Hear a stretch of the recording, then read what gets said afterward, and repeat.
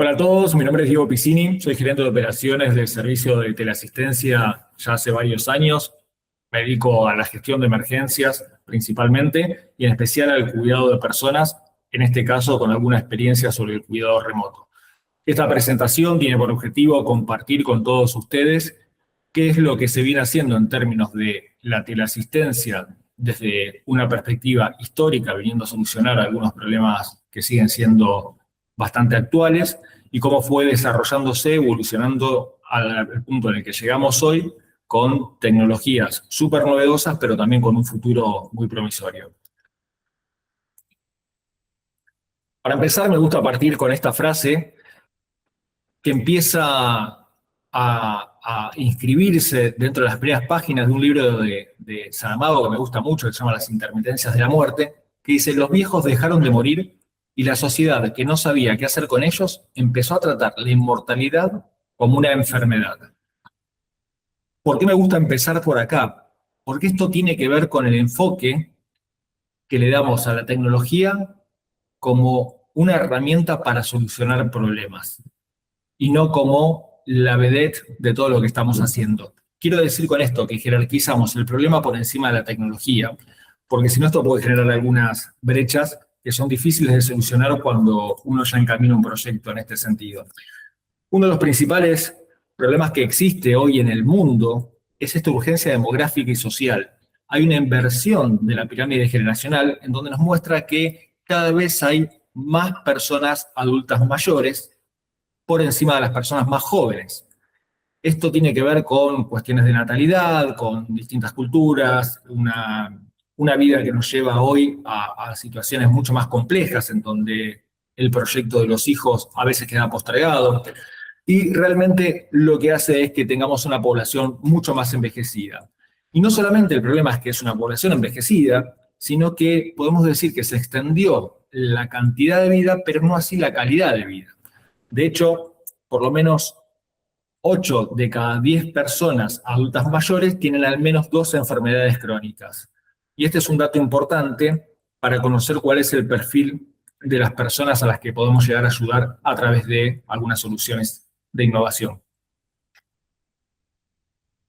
En este sentido, también podemos entender que estas personas están atravesadas por una problemática que involucra a la familia. Por un lado, la teleasistencia nace como una solución al cuidado de personas adultas mayores. Esto me parece importante ponerlo en contexto, quizás lo había pasado por alto o lo daba por hecho, pero esta solución que se aplica al cuidado de las personas mayores también tiene un impacto en la familia.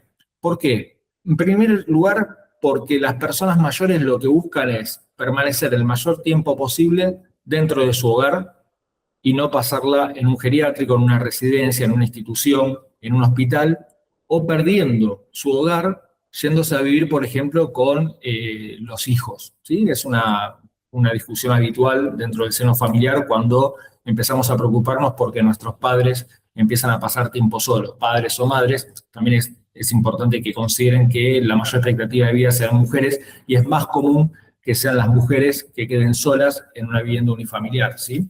Y esto, por supuesto, nos alerta desde cualquier posibilidad de alguna emergencia y no estar presentes. Y por otro lado, la familia se encuentra angustiada por esta situación y ocurre lo que se llama la culpa del cuidador, porque uno pretende estar físicamente las 24 horas del día al cuidado de estas personas y realmente la vida actual no lo permite. Entonces, este doble eje en donde por un lado intentamos mitigar la angustia familiar y por otro lado conservar el arraigo de las personas nos lleva a pensar nuevas alternativas que hoy con la tecnología entiendo que pueden ser mucho más sencillas y en nuestra experiencia así lo demuestra.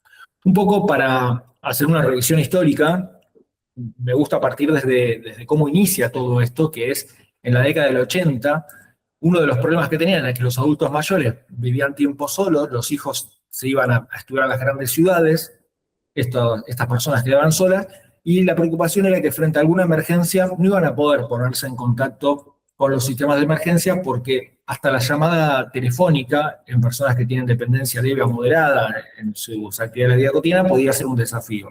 Es por eso que se inventa algo muy sencillo, que era un botón, tipo botón de pánico, que se conectaba a través de la línea telefónica vieja, esas que ya conocemos, pero quedan muy pocas, como los teléfonos fijos alimentados a pares de cobre por tecnología de TMF, y a través de esa llamada, que era un botón que la disparaba, se conectaban directamente con una central telefónica. Y ahí ocurría la magia, que es un operador de emergencias atendía y con tan solo haber presionado un botón podían tener una respuesta médica. Esto fue evolucionando, y fue evolucionando principalmente porque se entendió que estas personas tenían una necesidad mucho más invisibilizada que la emergencia, que era la necesidad de sentirse acompañados, no estar solos, poder hablar con alguien, ¿sí? Entonces, los servicios fueron migrando, no solamente desde el punto de vista tecnológico, sino desde el punto de vista de la concepción misma de este tipo de soluciones. Y así aparece también un paradigma más preventivo. En el 2000 se incluyen dispositivos ya con GSM para hacer esta posibilidad que nos daba, ¿no? De hacer el seguimiento de errantes, de personas que puedan desplazarse, no solamente que estén dentro del domicilio, sino que también se puedan desplazar y seguir usando lo que conocemos hoy como teleasistencia móvil. Aparecen los primeros wearables conectados a centrales ya 24/7 dedicadas a la teleasistencia y no a la emergencia únicamente, con operadores entrenados en teleasistencia. Esto sigue avanzando, ya pensamos en servicios mucho más proactivos que reactivos, ¿sí? Entonces, en el 2015, con la lógica y el boom del Internet de las Cosas, aparecen sensores domiciliarios que pueden detectar la presencia del adulto mayor en su domicilio y también situaciones como caídas que se integran a la lógica y la dinámica habitual de un adulto mayor, lamentablemente. Y estos sensores de presencia, sensores de vida, nos permiten estar tranquilos sabiendo que puede desarrollar su vida dentro del contexto del hogar sin demasiadas complicaciones y si ocurre algo, estar enterados a través de una central que recibe esta información. Y hay algo que aparece también, sobre todo en los últimos años, especialmente en los últimos 5 años, que es este paradigma predictivo. Cuando uno logra conseguir un ecosistema digital dentro de un domicilio, que es un domicilio dedicado, un domicilio especialmente diseñado, y no hablo desde la estructura física, sino del tipo de sensores, ¿no? De este ecosistema que mencionaba para el cuidado de personas, lo interesante fue que antes se hacía de manera individual, digamos que contábamos con domicilios o hogares que tenían distintos dispositivos, que cada uno tenía su lógica, y hoy todo eso se empieza a integrar y empieza a darnos como, de alguna manera, un escenario más predictivo de cuál es el comportamiento de las personas en su hogar. Por ejemplo, cuántas veces abre la heladera, cuántas veces va al baño por día, cuántas veces se levanta de la cama. Todo esto genera patrones y cuando algo queda fuera de ese patrón, emite alarmas a los centros de atención para saber qué está ocurriendo. A modo de ejemplo muy sencillo, si una persona no fue al baño durante todo el día, algo está fuera de lo normal. Entonces, eso implica una llamada preventiva para saber qué es lo que está ocurriendo y si está todo bien, ¿sí? Y ya no alcanza, o ya no es necesario que vaya el hijo a tocarle el timbre una vez por día a ver cómo se encuentra. Ya con esto podemos quedarnos tranquilos de que tenemos información suficiente para operar. Bueno, como les contaba, el origen tiene que ver con este botón rojo, la línea de pares de cobre, eran dispositivos mucho más voluminosos, que funcionaban a través de un altavoz, conectados sí o sí al teléfono, que fueron muy útiles durante la década del 80 y se extendió bastante en el tiempo, pero bueno, recibió también el apagón tecnológico que hizo que se vayan quedando por fuera los cables de cobre y fue reemplazado por fibra y después por otras tecnologías, ¿no? Entonces, además eso limitaba a que la teleasistencia se pueda brindar solo dentro de su casa y hoy en día, nada, pensando en que el envejecimiento tiene que ser un envejecimiento activo y en movimiento y eso es lo que se promueve dentro de los estilos de vida saludable, lo que buscamos es que los dispositivos puedan acompañar esta lógica de vida y entonces necesariamente tienen que ser dispositivos que permitan acompañar desde el punto de vista de cualquier solución móvil. Es por eso que hoy hay dispositivos como los smartwatch que facilitan la llamada de auxilio, el contacto con los usuarios y principalmente también registros de, por ejemplo, frecuencia cardíaca, temperatura, en fin, saturación, que facilitan el monitoreo de estos usuarios de manera remota mientras siguen con su vida cotidiana. Y algo importante también, la localización GPS, por supuesto. Esto hoy funciona principalmente basada en tecnología GSM utilizando distintas bandas de frecuencia según la región. Entonces, pasamos de un cambio importante que fue pasar de esto de los pares de cobre a un sistema que tiene que ser mucho más redundante, que haga continuidad. Usamos, como decíamos ahí, tarjetas SIM, ¿sí? Multicarrier para asegurarnos que el fallback funcione de manera automática ante caídas de señal. Esto nos permite principalmente lograr la mejor cobertura en cada lugar en donde se muevan estos usuarios, y hay que pensarlo desde ese punto de vista, porque como decía, la solución tiene que ser totalmente completa y abarcar la vida propia de las actividades cotidianas. ¿Cómo avanzamos con la teleasistencia? Y esto me parece que es importante porque es mucho más conceptual. Bueno, pensar la prevención integral. España hizo una regulación importante en teleasistencia ya hace varias décadas. Ellos sacan una ley que se llama Ley de Dependencia, que de alguna manera lo que busca es brindar distintos tipos de servicios a las personas adultas mayores de 65 años, a través de ciertos derechos y beneficios, e incluyen la teleasistencia como un derecho y un beneficio para personas en situación de dependencia. Esto hizo un gran desarrollo del negocio y la verdad es que permitió escalarse y tomar esa experiencia para el resto del mundo. Uno de los ejemplos más interesantes es cuando el Ayuntamiento de Madrid y Andalucía gestionan miles de hogares con sensores y le agregan domótica. Empiezan a también incluir detección de gas, de humo, bueno, de la actividad diaria, como decía, y sobre todo de localización con geocercas activas. Estas geocercas, yo hace un ratito mencionaba lo de los errantes, permite determinar en una zona geográfica determinada algunos límites, algunas fronteras, y si el usuario, si la persona usuaria de alguna manera rompe con esa barrera o la transgrede, envía una alarma a la central para saber que está fuera del área segura, por así decirlo. Esto es muy útil para personas con Alzheimer, con deterioro cognitivo, y nos permite siempre estar en un ambiente seguro y controlado, sabiendo que lo podemos monitorear desde el punto de vista preventivo, por supuesto, y no desde vulnerar la independencia, ¿no? Esto también es importante.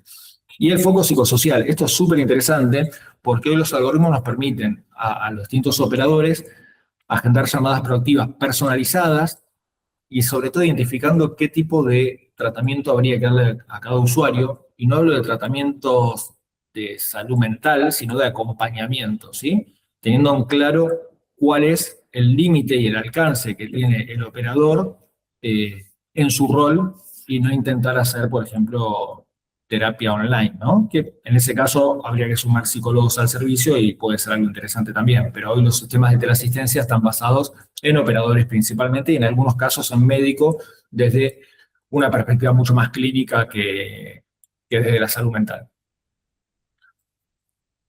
En cuanto a la evidencia científica que mide este impacto, me parece interesante ir ya con pruebas muy concretas y contarles que los servicios que incluyen dispositivos médicos wearables, también conectados a los sistemas de alarma de la teleasistencia, han logrado cosas realmente súper interesantes. Y acá hay un artículo que es bastante nuevo desde el año pasado, un artículo de Da Silva Sobrinho y colaboradores, que muestra, por ejemplo, que la presión arterial se supo reducir 7 milímetros de mercurio en función a pacientes que no estaban utilizando servicios de teleasistencia, ¿sí? O servicios de telegel.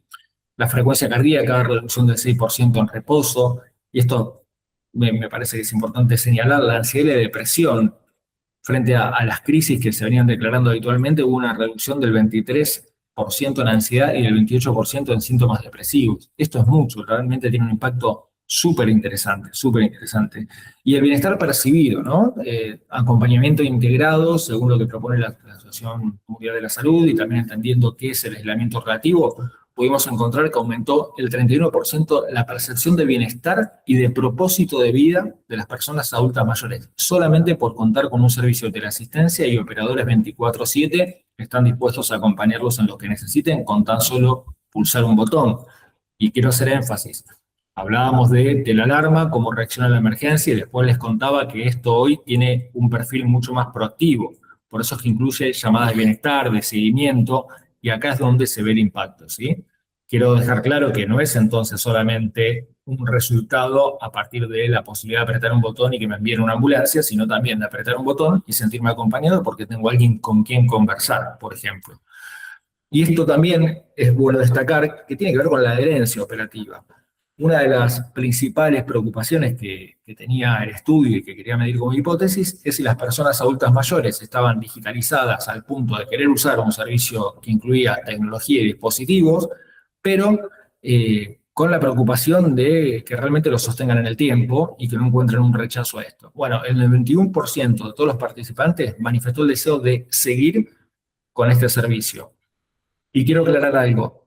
Los dispositivos tienen éxito o los servicios tienen éxito en medida que los dispositivos estén diseñados para adultos mayores, ¿sí? Esto es súper importante. Si se les ocurre pensar en el diseño de algo en esta nueva era que tiene que ver con los wearables para adultos mayores o para personas con algún tipo de dependencia, hay que pensarlo siempre partiendo de las necesidades de cada una de las personas y no de lo que ya ofrece un dispositivo de mercado. Hay dos proyectos perdón, hay dos papers que me gustaría que conozcan, que tiene que ver con el proyecto Empathic, que es muy revelador porque es un estudio clínico básicamente que lo que demuestra es la aceptación tecnológica en la vejez. Esto es lo que contaba hace un momento, ¿sí? Y sobre todo el impacto de la calidez. Ellos utilizaron una IA adaptativa con análisis del estado de ánimo y entendieron que logró reducir el 24% los niveles de soledad percibida. Y esto realmente es un montón en esta población que se siente tan sola, ¿sí? Y por otro lado, lo que contaba, la adherencia, una adherencia del 70%, ¿sí? Las personas mayores confían y conversan más cuando perciben que el sistema les recuerda a un familiar o un amigo. Hay algunos dispositivos tipo Alexas para adultos mayores que están funcionando muy bien porque de alguna forma lo han logrado humanizar bastante en este vínculo y en esta relación con las personas usuarias. Algo para considerar es que cuando uno pone dispositivos en un domicilio puede encontrarse con la resistencia de me siento observado, me siento monitoreado, y es por eso que no se pueden utilizar cámaras, videos, micrófonos, en fin, todo esto realmente es imposible hacerlo y no estaría para nada bien desde el punto de vista ético, pero aparece ahí una alternativa tecnológica que es muy útil, que es la invención de algunos radares que nos permiten sobre todo medir volumétricamente los hogares y encontrar patrones y diferencias en tiempo real. Por ejemplo, frente a una caída, que entendamos que las caídas ocupan un porcentaje importante de las necesidades y demandas de auxilios de esta población en particular, y los radares nos permiten saber si alguna persona se cayó sin necesidad de que lleve ni un colgante, ni un dispositivo colgado del cinturón, absolutamente nada. Están todo el tiempo barriendo la sala, barriendo el departamento, barriendo el hogar, y de esta forma cualquier cambio dispara dispara una alarma a la central de teleasistencia. Incluso hoy existen dispositivos que también pueden hacer la medición de temperatura, frecuencia respiratoria y sensores de vida, le llamamos, a las personas usuarias sin necesidad de tocarlas. Se ponen en algunos lugares específicos, muchas veces en las cabeceras de las camas, y con esto ya tenemos información sin siquiera tocar a la persona. Hoy conocemos el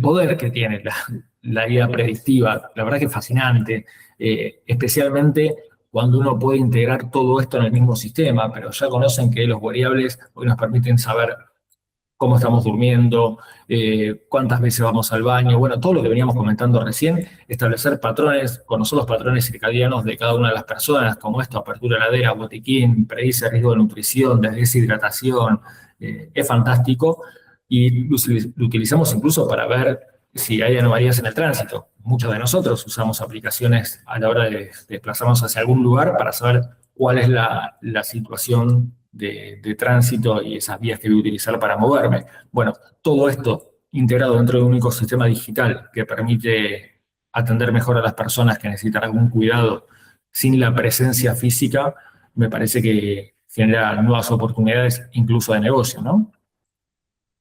Esto se los dejo como para que conozcan algunos ejemplos concretos y que no quede solamente en expresiones más teóricas, pero hay dispositivos y compañías que se ocupan especialmente de esto y que tienen impacto medido, ¿sí? Con eficacia real. Por ejemplo, Tunstall, que redujo a través de algunos dispositivos, ellos son principales proveedores en España, pero es una empresa inglesa, reduce el 50% de las llamadas de emergencia y un 36% menos de ambulancia. Essence, SSK, que logra detecciones de caídas de bajo impacto casi en el 97,8% sin falsos positivos.